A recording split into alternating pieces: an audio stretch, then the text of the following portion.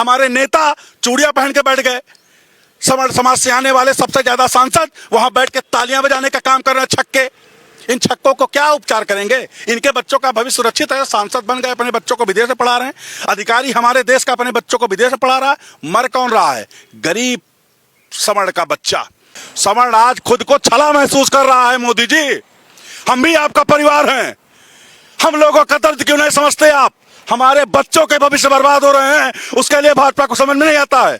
आपको रिस्पांस अगर समर्ण करना शुरू कर दिया तो भाजपा के लोग कान खोल के सुन लीजिए, आपका दलित कभी नहीं हो सकता। मैं आपके चैनल के माध्यम से 85% वाले वोट आपको कभी नहीं देंगे और हटवा के रहेंगे। और जितने लोग सीना ठोक रहे हैं कि आरक्षण की तरफ जो आंख उठाकर देखेगा तो पूरा देश हिला देंगे। हम आपसे कहना चाहते हैं, बिना सुरक्षा के आओ।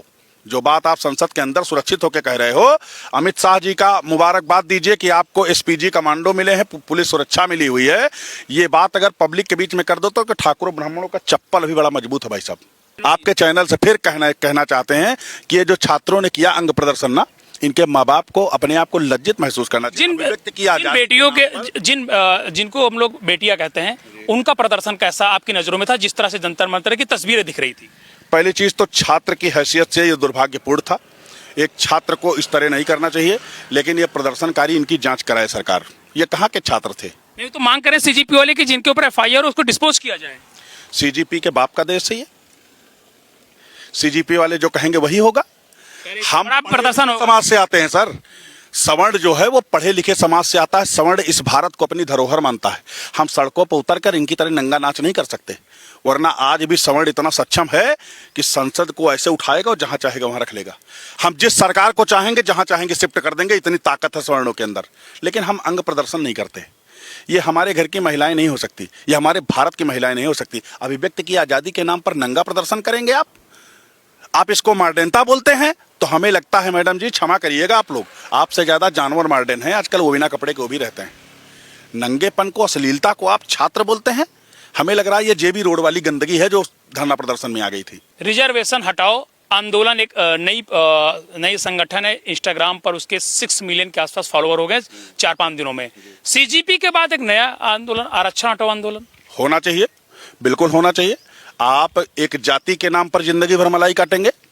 आपके अंदर हुनर है, आप पढ़ने में अच्छे हैं, बैठिए ना सर सामने। समर्थन करते हैं आप इसका? बिल्कुल समर्थन करते हैं। हटना चाहिए और हटवा के रहेंगे। और जितने लोग सीना ठोक रहे हैं कि आरक्षण की तरफ जो आंख उठाकर देखेगा तो पूरा देश हिला देंगे। हम आपसे कहना चाहते हैं, बिना सुरक्षा के आओ।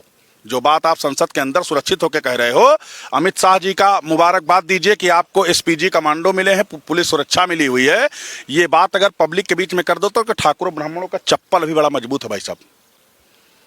देश के साथ ये नेता हैं, ये देश को बांटने की बात करते हैं। रिजर्वेशन की बात कर दी आपने, जात की बात कर दी, जात को बांट दिया। मैं रिजर्वेशन का समर्थन इसलिए करता हूं क्योंकि अब हमारे बच्चों का भविष्य खतरे में है। बाबा साहब भीमराव जाएंगे दिल्ली? कहते बिल्कुल जाएंगे, पूरी टीम जाएगी सर। और करनी सेना जब जाएगी ना सर, अच्छे का उपचार करना भी करनी सेना जानती। हम सूरजपाल अम्मू के सिपाही हैं। हम उस हलक में भात डाल के जवान खींचने का काम करेंगे जो रिजर्वेशन की आड़ में और आरक्षण के आड़ में और जो है दलित हरिजन एक्ट की आड़ में सवर्णों का जो है वो दुरुपयोग करता है।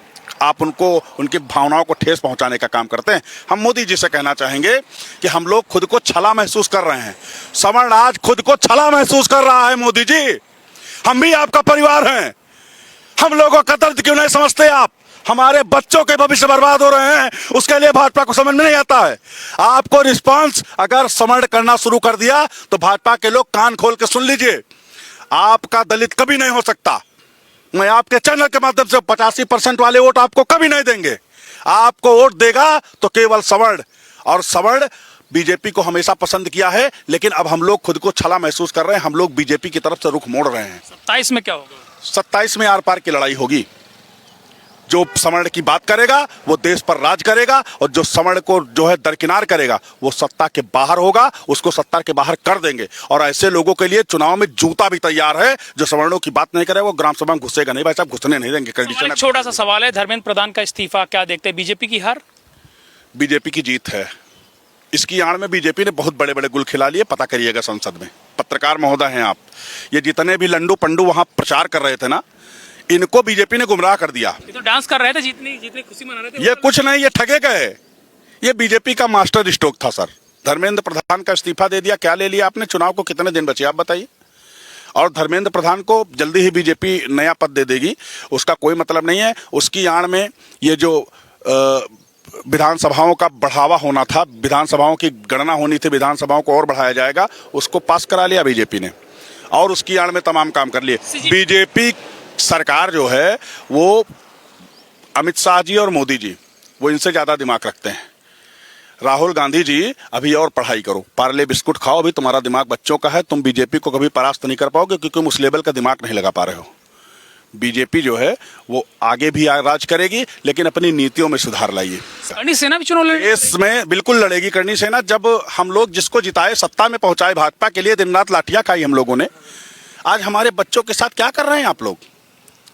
आप गद्दी पर बैठ गए तो आपके लिए पूरा भारत आपका परिवार होना चाहिए। आपने जातियों में डिवाइड कर दिया। केवल ओबीसी एससी आपका परिवार है, सवर्ण आपका परिवार नहीं है। भाजपा के 3 धरोहर, अटल, अडवाणी, मुरली मनोहर, हमने आपके चैनल पे कई बार कहा है, जब तक ये लोग थे तब तक ब्राह्मण सनातन मजबूत था, देश मजबूत था। आज जात की बात करने वाले मजबूत हैं। चंद्रशेखर रावण जैसा 2 कौड़ी का लफंगा हमको बताएगा कि आरक्षण रहना चाहिए कि नहीं रहना चाहिए? सुनिए, सरकार का संरक्षण प्राप्त है तुझको, अमित शाह का संरक्षण प्राप्त है, वरना जिस दिन तू आरक्षण का जो है समर्थन की बात, जो विरोध की बात करता है ना, तुमको सनातन का सैनिक दौड़ा के जवाब देना शुरू कर देगा। उस दिन ऐसे नेता संसद से छोड़िए बाहर सुरक्षित नहीं रहेंगे। हम आप बर्दाश्त कर रहे हैं सर, सवर्णों की है तो कमजोरी है। हम पढ़े लिखे समाज से आते हैं, हमारे नेता चूड़ियां पहन के बैठ गए। सवर्ण समाज से आने वाले सबसे ज्यादा सांसद वहां बैठ के तालियां बजाने का काम कर रहे हैं, छक्के। इन छक्कों को क्या उपचार करेंगे? इनके बच्चों का भविष्य सुरक्षित है? सांसद बन गए, अपने बच्चों को विदेश में पढ़ा रहे हैं। अधिकारी हमारे देश का अपने बच्चों को विदेश में पढ़ा रहा है। मर कौन रहा है? गरीब सवर्ण का बच्चा, जिसके बाप की हैसियत नहीं कि अपने बच्चों को अच्छे कॉलेज में पढ़ा सके। उन सवर्णों के साथ छलावा कर रही है सरकार। हमने तो सोचा था सरकार बना दिए, एक चश्मे से आप देखेंगे देश को। आपने अनेकों चश्मे लगा दिए। आप दलित को अलग देखेंगे, ओबीसी को अलग देखेंगे, एससी को अलग। छात्रों का कोई वो होता है क्या सर? छात्रों की कोई जाति होती है क्या? बहुत सारी तीस है दिल में। इसका जवाब कोई भाजपा का नेता दे सकता है क्या? आप वोट मांगने आते हो तो आप देश की बात करते हो, आप सनातन की बात करते हो। क्या मजबूत किया सनातन? चलिए, भाजपा के किसी नेता से आपकी डिबेट जरूर करवाएंगे। हम आपके चैनल से कहना चाहते हैं और भाजपा के किसी नेता से सवाल भी करिएगा कि आप जिस मुद्दे पर आए थे सरकार में, क्या वो मुद्दे आपने पूर्ण किए? आपने केवल राम मंदिर बना दिया, उसमें भी चंदा चोरी करवा दिया आपने। आप गाय को राष्ट्रमाता घोषित कर पाए? आप गंगा को साफ कर पाए? आपने क्या किया भारत के लिए?